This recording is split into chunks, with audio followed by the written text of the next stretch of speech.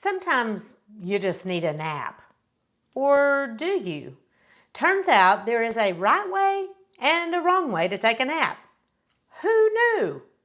You're not lounging around on a chase, but you want to find out how to hit your sweet spot for napping.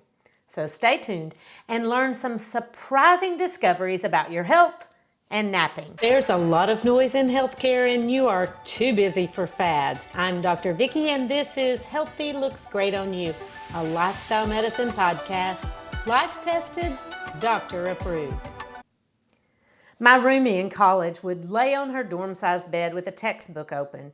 She would fold her arms and close her eyes and go to sleep for 20 minutes. Like clockwork. She insisted it helped her focus and remember what she was studying. And she was a straight A student, so I can't argue. But if I tried to take a nap, I'd wake up feeling like I had been run over by a truck. And not a Tesla truck, one of those Raptors or something. So for me, napping was out. But who was right and who was wrong?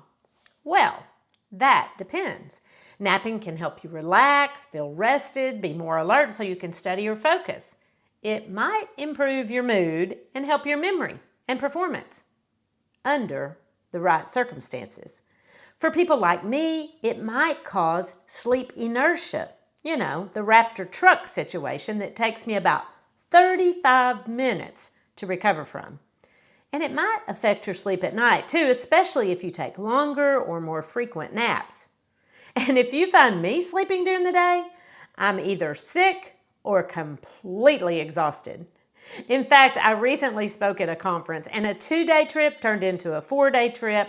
And so I made a little side trip and spent the day with my grandkids. My grandson loves for me to make up stories, and you know I love good stories. So we climbed up into the treehouse and I spun my tales. But after late night travel and the heat of the sun, I laid down and asked him to tell me a story.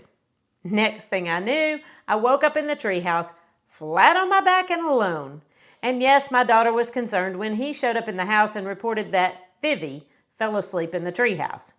A rare event for me, but for many it's a cultural norm. As many as 1/3 of Americans regularly take a nap. And they even brag about it. If napping were a sport, I'd be an Olympian. Or napping because adulting is hard. So maybe you're wondering, is it normal to need a nap every day? Is it because you don't have good quality sleep or you're perimenopausal or maybe a health condition? Could even be boring, and for that reason, I will make mini medical school an interesting topic today. In fact, we're going to skip a review of the sleep cycles and move straight into your clinical rotations. You have a 68-year-old man in your office with hypertension and borderline diabetes. His BMI is normal, but his wife thinks he could stand to lose a few pounds because she noticed that he's moved his belt to the next notch. But he came to see you because he wakes up exhausted every day, even though he gets adequate sleep. What's the diagnosis? Before you jump to any conclusions, let's look at a second patient with a very different history, but the same diagnosis. She's 54 and she went through menopause early at age 47. She managed to avoid any weight gain with a healthy diet and she stays active. All of her friends take hormones, but her menopausal symptoms like hot flashes, night sweats, and moodiness are minimal. She sleeps fine, but she's tired, like really, really tired all the time, even first thing in the morning. So you think maybe they both have obstructive sleep apnea because he fits the classic profile and menopause causes the soft palate to relax, and that increases the risk of obstructive sleep apnea. And more importantly, waking up feeling exhausted is a red flag for sleep apnea. So you order a sleep study and listen, obstructive sleep apnea is a serious disease and must be evaluated and treated by a doctor. But that doesn't mean that sometimes you really do just need a nap. Trust me, I know about working through the night and delivering precious newborn babies. Sleep deprivation ain't good for your health. So napping to catch up may be beneficial, especially if you need to drive. Sleepy driving is thought to cause as many fatal accidents as drunk driving. But some studies show that day sleeping over an hour is associated with more cardiovascular disease and type 2 diabetes. So don't sleep too long. Short naps are best, ideally 20 to 30 minutes. See, my roommate had it figured out all along. If you sleep more than that, you'll likely have a harder time getting up and going afterwards. And it's not just the length that factors into the nap recipe. It's also about timing. Napping really late in the afternoon or in the evening can definitely interfere with nighttime sleep, which can then cause daytime sleepiness, which in turn makes you need a nap during the day, and on and on and on. But morning napping can be problematic too. In one study, long morning naps was associated with a higher hemoglobin A1C level, which is a marker for 3-month blood sugar levels. And speaking of confusing research, in the past, naps were thought to increase the risk of heart attacks. They decrease the risk. We don't really know. And I always thought a nap meant real sleep. But in reality, you can just lay your head down in a comfy, quiet, dark place and close your eyes and rest deeply for a few minutes. There is value in taking a break from your worn-out life. But if you're an Energizer bunny like me and suddenly you need a nap every day, that can be a warning sign. Plus, there's recent research from the United Kingdom that napping is associated with an increased risk of death from all causes. We call that all-cause mortality. And look, we're all mortals, so we are all going to die. But what does a nap have to do with it?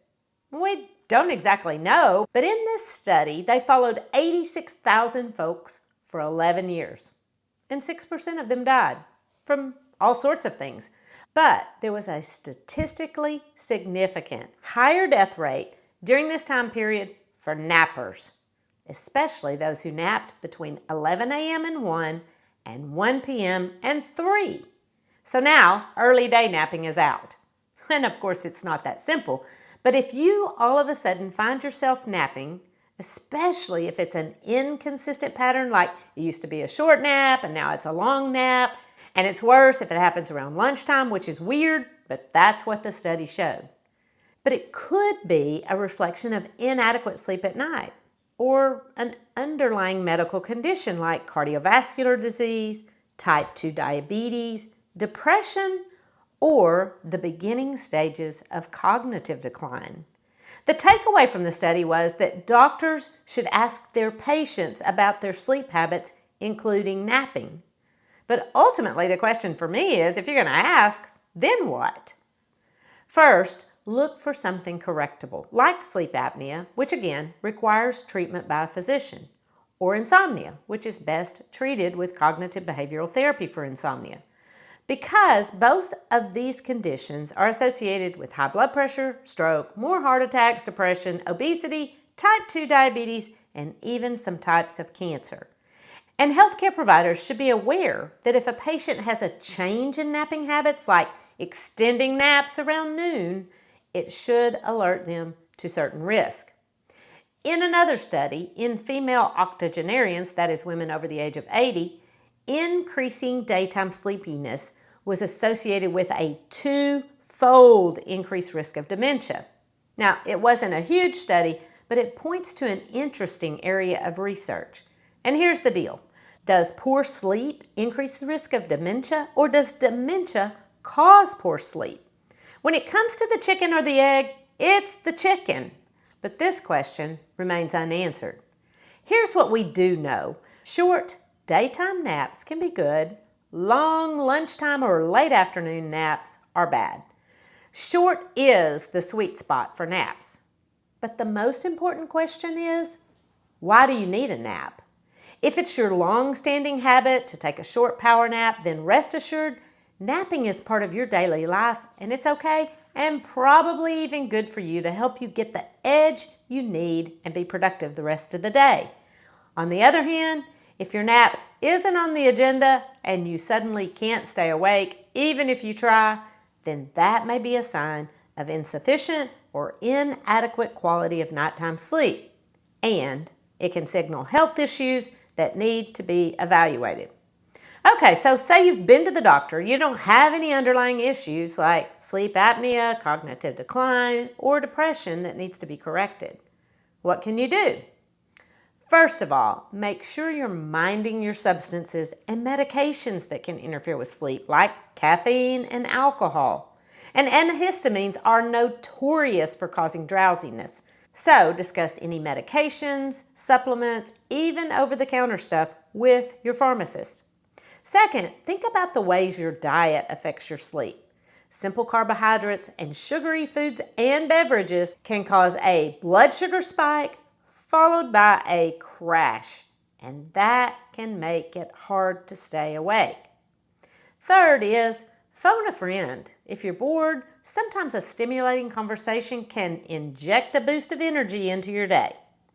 But of all 6 pillars of lifestyle medicine, physical activity can make the most difference in avoiding an excessively long nap. So if your eyelids are drooping and your brain is shutting down and going into neutral, instead of settling into the sofa for an hour, try brisk walking for 20 minutes, preferably outdoors unless you live in an oven like I do. Turn on some music and dance like no one is watching. Just do something to get your heart rate up and get your blood pumping to your sleepy head. When you need a nap, take one. While the treehouse is not the ideal place to get comfy, if you have a sleep deficit caused by, say, the airlines, take a nap. But aerobic exercise reduces inflammation and stress, both physical and mental. So get out and get some exercise. And to answer the question, is napping good or bad?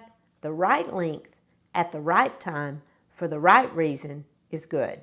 But if you're napping because you're not getting good quality sleep at night, listen, you can't sleep better by trying harder. In fact, that will likely create or exacerbate sleep anxiety, and that only makes a bad situation worse.